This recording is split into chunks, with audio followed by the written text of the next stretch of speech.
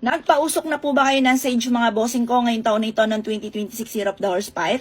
Alam niyo po ba mga bossing ko na ang sage, masyado itong masangsang. Mabango rin po ito mga bossing ko.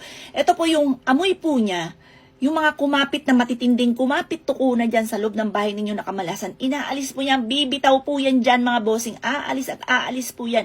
Kaya kailangan magpausok ka ng ganito. Kung marami kang mga pagsubok na pinagdadaanan ngayon, nitong 2025 at ngayong 2026 ay parang sinalubong ka kagad ng mga kamalasan, ito ang kailangan ninyo. Huwag na huwag ka magpapawala.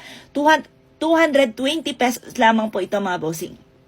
Kapag sa amin po kayo nag-avail po nito, ritualado ang lahat ng aking mga pampaswerte. May pahid na langis at may kalakip na panalangin na maging matagumpay po kayo sa buhay. Avail nyo na po ito mga bossing, 220 pesos lamang. Napakabango po nito. Mula po sa main door, buksan ang mga bintana para makawala yung mga kumapit o kung kamalasan po dyan.